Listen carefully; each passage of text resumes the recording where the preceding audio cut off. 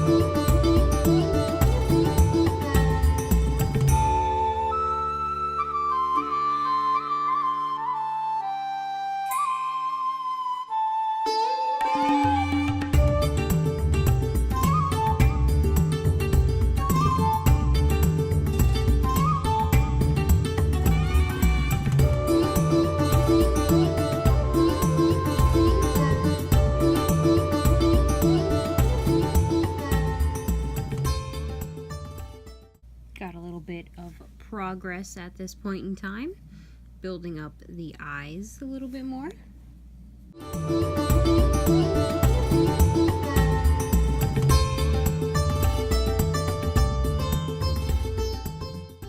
Little fun fact about this custom, I recorded this like in the very beginning months of this year, probably like the first 2 months or so, like 1 or 2 of like the first or second month of the year is probably when I started recording this, and just now I am getting to doing the voiceover. A little bit more progress, and so yeah, I'm just now getting to do the voiceover. I'm not too good with them, but I'm trying here.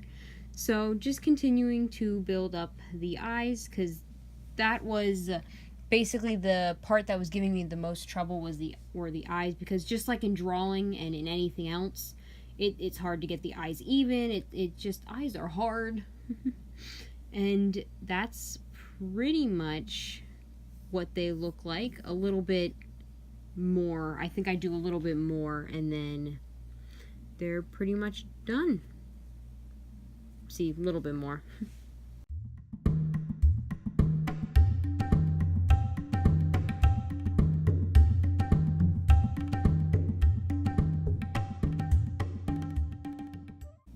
I think she looks really cute. I will admit I do like the rosiness of her cheeks, and there is her face pretty much done. I am very happy with it. For my very first custom, I was so surprised at how not terrible the face looks, in my opinion. I'm pretty happy. Next was her clothes. Now, I didn't really record like all the clothing making because I was just trying to get this doll done, and it was my first doll. I was, trying. So basically my idea for this doll was a wolf in sheep's clothing, just because I thought that was a really cool idea, and the doll I used is a wolf doll. So I basically made her entire outfit out of this fuzzy material. And I also did base like a lot of the accent colors and her eyes off of, the pink in her hair. And then I was playing with where to put the bow and the bell. I was originally thinking around the neck, but that was a little too like of a small area. So I decided to sew it onto the top, which I thought looked really cute.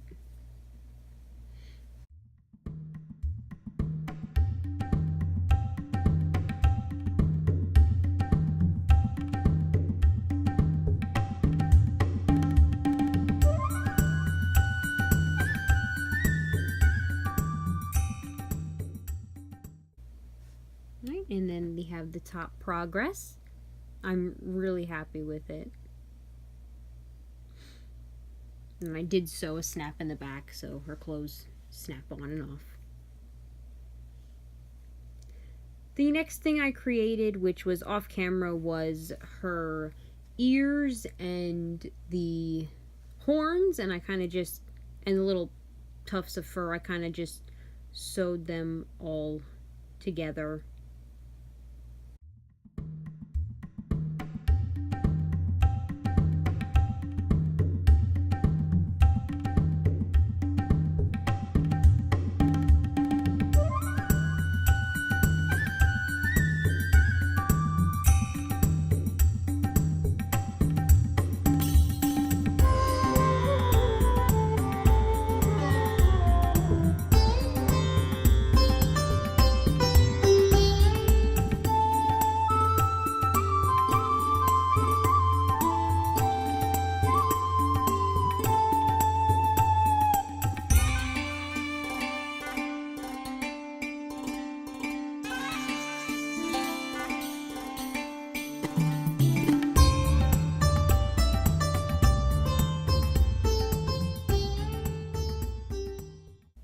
This is where I made the horns out of some clay.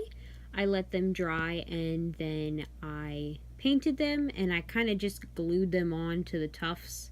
And then I inserted using some wire. I like glued one part to the ears and kind of just stopped it in the head.